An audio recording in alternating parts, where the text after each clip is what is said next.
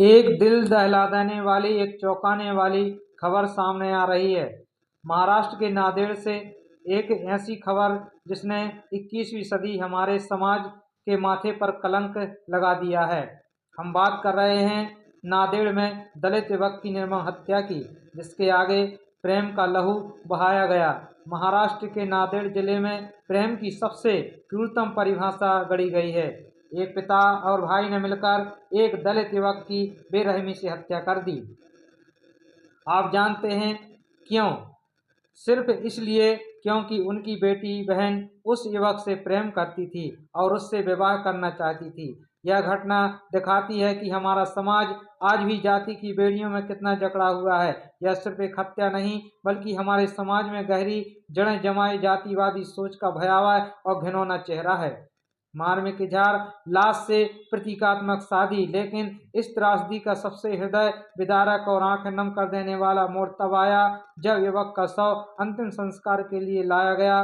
सदमे में डूबी रोती बिलखती प्रेमिका ने सामाजिक रूढ़ियों की परवाह न करते हुए अपने मृत प्रेमी की लाश से प्रतीकात्मक रूप से शादी की। लाश से विवाह, यह दृश्य था अटूट प्रेम का अंतिम मार्मिक इजहार, जिसे जाति के नाम पर छीन लिया गया। पिता भाई को फांसी की मांग। दुख और क्रोध से भरी इस लड़की ने कैमरे के सामने आकर अपने प्रेम को छीनने वाले अपने भाई, पिता और इस जघन्य अपराध में शामिल सभी हत्यारों के लिए सार्वजनिक रूप से फांसी की मांग की है। यह मांग है उस प्रेमिका की जिसके प्रेमी ने प्रेम की कीमत जान देकर चुकाई। लोकतंत्र पर कलंक या निर्मम हत्या हमारे संविधान द्वारा दिए गए समानता और अधिकार पर हमारे लोकतंत्र के मूल्यों पर एक गहरा और अमिट कलंक है। यह घटना हर उस नागरिक के लिए एक चुनौती है जो एक समतामूलक समाज में विश्वास रखता है। जनता की मांग है कि इस मामले में त्वरित सुनवाई हो और दोषियों को ऐसी कड़ी सजा मिले जो भविष्य में किसी भी ऑनर किलिंग के बारे में सोचने वाले के लिए एक सबक बन जाए। हम 3 साल से साथ में थे, मतलब हमारा प्रेम संबंध था। मेरे घर वालों को पता चल गया था और वो जय भीम वाला होने की वजह से मेरे घर वालों ने साफ साफ मना कर दिया था उसके साथ शादी के लिए।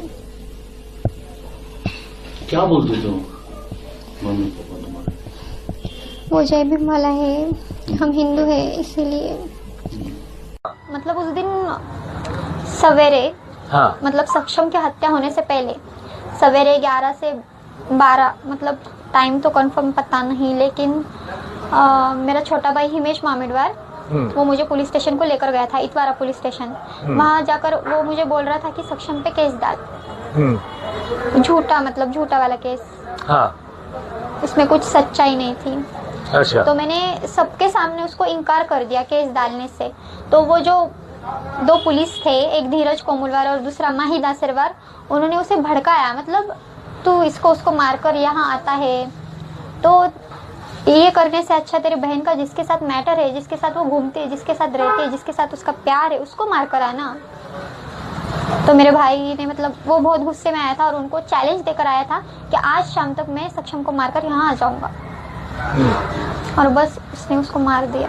अच्छा, फिर उसके बाद तुम कहाँ थे उस समय और कैसे कैसे हिरासत में लिया गया? उस समय मुझे कुछ भी पता नहीं था। मेरे घर वालों ने मुझे मतलब तुम यात्रा के लिए कहीं गए थे सवेरे, बता रहे थे? हाँ, 8 बजे, शाम को 8 बजे हम निकले थे यहाँ से। मतलब सक्षम के साथ जब ये हुआ उसके बाद तो मैंने पूछा अचानक से ये सब प्लान कैसे बना, मतलब जाने का यात्रा को, इसको उसको। तो मेरे अंकल ने कहा कि मतलब हिमेश के, मतलब मेरे भाई के और सक्षम के थोड़े से झगड़े हुए हैं और सक्षम के हाथ को थोड़ा सा कट हुआ है, तो उसको 2-3 टाके लगे। हाँ। तो टाके लगने के बाद फिर मैंने बोला हाँ, मैं थोड़ा रोई बहुत, मतलब उसके बाद मैं थोड़ा शांत हो गई। फिर अचानक से, मतलब रहने के लिए मेरे मम्मी का, मतलब मायका है मानवत, हाँ। तो वहाँ हम रुके थे। तो 1 से 1:30 बजे वहाँ पर इतवारा पुलिस स्टेशन के पुलिस वो आए थे और उन्होंने मेरे पापा को, मतलब अंदर के रूम से बाहर लेकर आए। मुझे पता भी नहीं था कि मेरे पापा भी वहाँ पर है, मेरा बड़ा भाई भी वहाँ पर है, तो उनको लेकर आए। तो वहाँ से हम 1:30 बजे निकले थे नांदेड़ को इतवारा पुलिस स्टेशन में हमें आने के लिए 3:30 बजे थे। उसके बाद भी मुझे ऐसा कुछ लग ही रहा था कि मतलब कुछ तो गलत हुआ है, कुछ तो मतलब मेरे आंखों में आंसू आ रहे थे। मेरे सक्षम का चेहरा मुझे बार बार मेरे सामने दिख रहा था।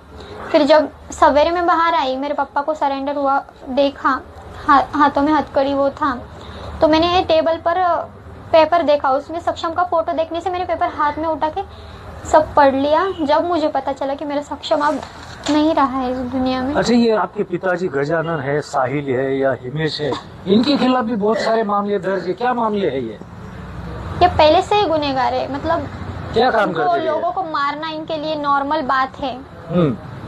लोगों को मार कर मतलब खून को ये पानी समझते हैं, किसी को भी मारते हैं, कुछ भी मैटर करते हैं, पुलिस को पैसे देकर सब कुछ सेटलमेंट कर लेते हैं। चोरी के भी मामले हैं इनके खिलाफ? चोरी तो नहीं है, लेकिन मतलब 20 मोबाइल इनके पास से मिले थे अर्दापुर में। नहीं, ये झूठ है। अच्छा। लेकिन वो इसके पहले भी 2.5 साल जेल में थे, और मतलब किसी को भी मारकर बार बार पुलिस वालों को पैसे देकर सेटलमेंट कर लेते हैं, इसलिए ज्यादा जेल में तो नहीं गए, लेकिन केस बहुत सारे थे इन पर। अच्छा, तो अभी आपकी मांग क्या है?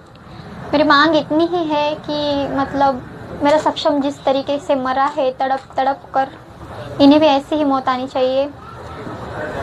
सो प्लीज इन्हें कड़ी से कड़ी सजा दीजिए।